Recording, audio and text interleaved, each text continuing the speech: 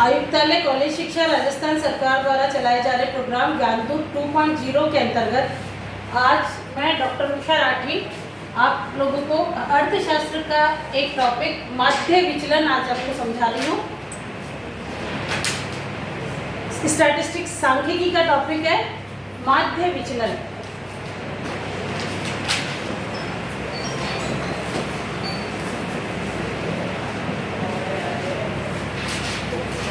माध्य विचलन, जैसा कि नाम से पता चल रहा है आपको कि इसमें समंकों को माध्य से समंक कितने दूर है इसकी जानकारी ली जाती है, इसकी गणना की जाती है। तो माध्य विचलन को रिप्रेजेंट करने का तरीका है इस तरह से, इसको बोलते हैं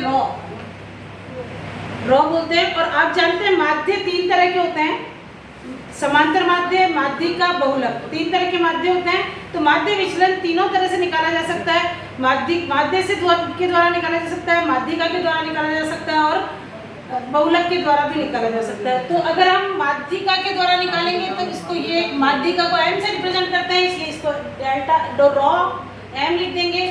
अगर उसके द्वारा निकालेंगे तो ड्रॉ x बार, इसके द्वारा निकालेंगे तो रॉ z। इस तरह से इसको रिप्रेजेंट किया जाता है माध्य विचलन को। माध्य विचलन का फॉर्मूला जो होता है, सबसे पहले मैं आपको बता रही हूँ खंडित श्रेणी में। खंडित श्रेणी में माध्य विचलन का फॉर्मूला है रॉ m इक्वल टू, इसमें एब्सोल्यूट वैल्यू ली जाती है, इसमें प्लस माइनस को ध्यान में नहीं रखा जाता है, एब्सोल्यूट वैल्यू ली जाती है। और एब्सोल्यूट वैल्यू को इस तरह से रिप्रेजेंट करते हैं, दो पैरेलल लाइंस के बीच में लिखा जाता है और इसकी हम लेते हैं सिग्मा dm अपॉन n। मतलब माध्यिका निकालो, माध्यिका से प्रत्येक समंक का एक एक से विचलन निकालो। जैसे प्लस माइनस को छोड़ दिया जाएगा, प्लस माइनस को नहीं लेंगे क्योंकि हमें एब्सोल्यूट वैल्यू लेनी है। तो ये माध्यिका से विचलन का फॉर्मूला हो जाएगा dm अपॉन n।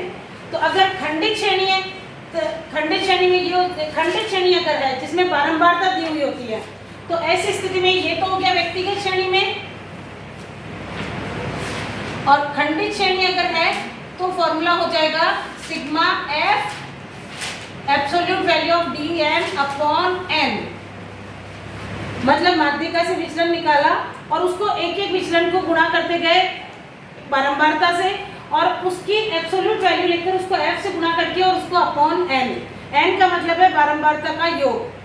तो इस तरह से माध्य विचलन निकाला जाता है। एक एग्जांपल से मैं आपको समझा रही हूँ। मान लो x की वैल्यू आपको दे रखी है 4, 6, 8, 10, 12, 14, 16, 10, 12, 14, 16, ये आपको x की वैल्यू दे रखी है।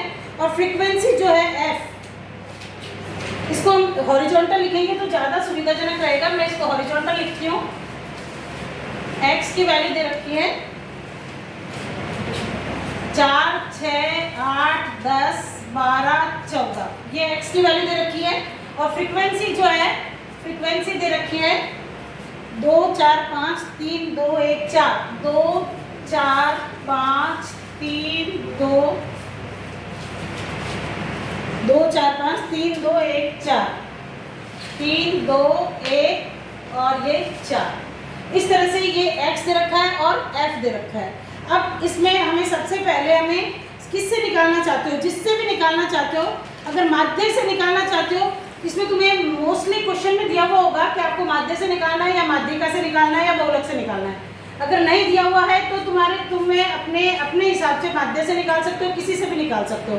तो अब इसमें हम इसको आज हम सॉल्व कर रहे हैं माध्य से। माध्य निकालना आता है। माध्य निकालने के लिए क्या करेंगे, fx निकालेंगे। खंडित श्रेणी में माध्य निकालने के लिए क्या करते हैं, fx निकालते हैं।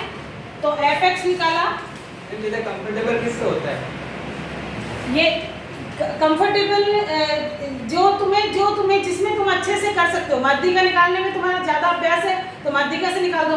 वैसे तुम्हें क्वेश्चन में दिया हुआ होगा कि आपको माध्यिका से माध्य विचलन निकालना है या माध्य से निकालना है या बहुलक से निकालना है। अगर नहीं दिया हुआ है तो जिसमें भी तुम्हें सबसे ज़्यादा एक्सपर्टीज है, तुम्हें लगता है माध्यिका में आसानी से निकाल लेते हो, तो माध्यिका कैसे निकलती है। माध्यिका का तरीका पता है, CF निकालना है।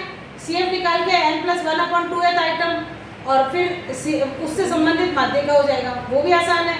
और माध्य से निकालना है तो माध्य में क्या करेंगे, एफ एक्स निकाला और एफ एक्स निकाल के सिग्मा एफ से इसको डिवाइड कर दिया।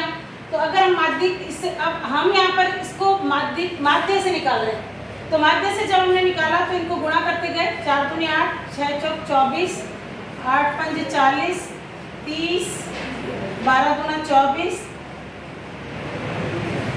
64, ये आ गया एफ एक्स। अब माध्य का फॉर्मूला क्या होता है, sigma F x upon sigma F या फिर एन, एक ही बात है। तो सिग्मा एन निकालोगे, एन कितना है, एन इस सवाल में देखो आप 2 और 4 6, 5 11 3 14 15 16 17 और 4 21, सिग्मा एफ कितना दे रखा है 21, सिग्मा एफ 21 है। इसके अलावा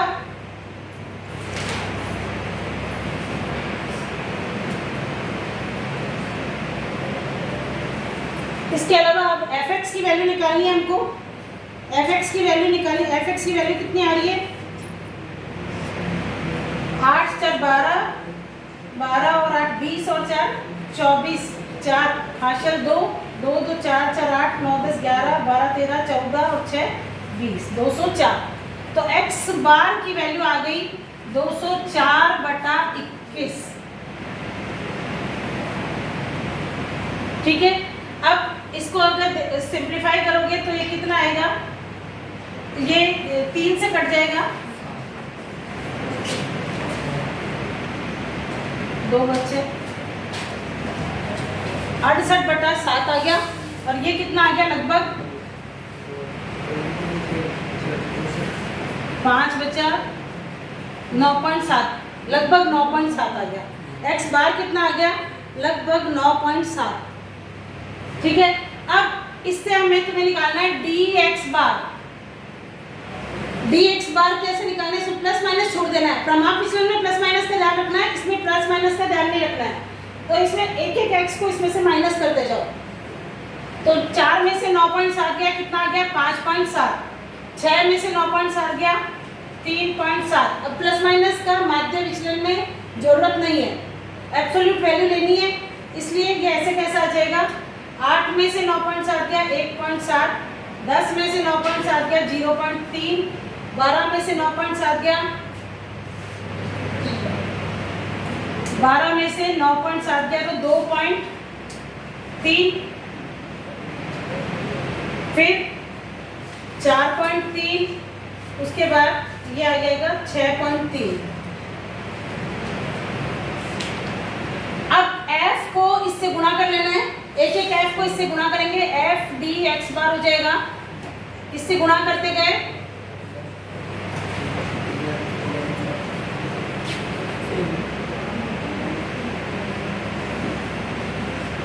11, 4 को 3.7 से किया, आप लोगों को कैलकुलेटर अलाउ है, आप करके इसको लिख सकते हो, f को dx से गुणा कर रही हूँ।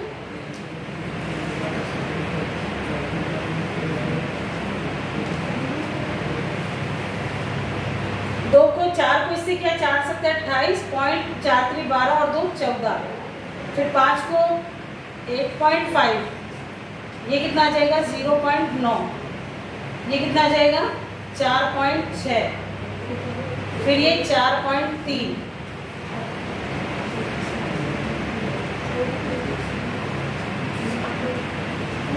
अब इसको जोड़ लेंगे, 12 पर 17 और 9 26, 26 36 37 के 7 3 5 8 8 16 8 24 25 29 का 9 यानी 2 2 4 5 1 6 69.7। अब वही निकालना है, इसका माध्य विचलन का फॉर्मूला क्या हो जाएगा, ये हमारा क्या होगा, ये सिग्मा एफ डी एक्स बार, तो ये आ गया 69.7, डिवाइड कितने से करेंगे, सिग्मा एफ से, सिग्मा एफ कितना आया है 21, तो 21 से इसको डिवाइड कर देंगे, तो ये जो आएगा वो 69.7 अपॉन 21, ये आ जाएगा जो 3.32, ये आ गया आपके माध्य विचलन। इस तरह से समंग श्रेणी का माध्य विचलन निकालना है। माध्य विचलन निकालने का तरीका है कि आप सबसे पहले माध्य निकालना है, माध्य निकालने के बाद एक एक एक्स को उसमें से माइनस करते जाना है, प्लस माइनस को छोड़ देना है। और उसके बाद इसको एफ डी एक्स बार निकाला और एफ डी एक्स बार निकाल के उसको इससे डिवाइड कर दिया सिग्मा एफ से, तो ये आ गया आपके माध्य विचलन। अब अगर इसी सवाल को मैं माध्यिका से निकालूं तो क्या होगा, क्या निकालना पड़ेगा, माध्यिका निकालना पड़ेगा। माध्यिका निकालने का फॉर्मूला क्या होता है, हमें सी एफ निकालना पड़ता है। माध्यिका निकालने के लिए क्या करना पड़ता है, सी एफ। तो सी एफ निकालने के लिए क्या करेंगे, इसको जोड़ते जाएंगे, 2 4 6 5 11 3 14 15 16 17 और 4 21। अब तुम्हारा m बराबर क्या होता है, n प्लस 1/2th आइटम। तो ये कितना है 21, 21 प्लस 1/2 बराबर आ गया 11th आइटम। तो 11th आइटम कहाँ आएगा, इससे जस्ट बड़ी सी एफ कौन सी है, 14 है, 14, लेकिन डायरेक्ट 11 भी दे रखी है अपने को। तो इससे संबंधित माध्यिका होगी ये, माध्यिका क्या आ जाएगी 8। इससे संबंधित जो x वेग की वैल्यू होती है वो माध्यिका होती है। तो माध्यिका क्या आ गई तुम्हारे 8। अब वही करना है तुम्हें, वही सेम है प्रोसीजर, dm निकालोगे, प्लस माइनस छोड़ते जाओगे, फिर fdm निकालोगे, fdm निकाल के उसका योग करोगे और उसके बाद fdm को n से डिवाइड कर दोगे। तो इस तरह से तुम्हारे माध्यिका से माध्य विचलन निकल जाएगा।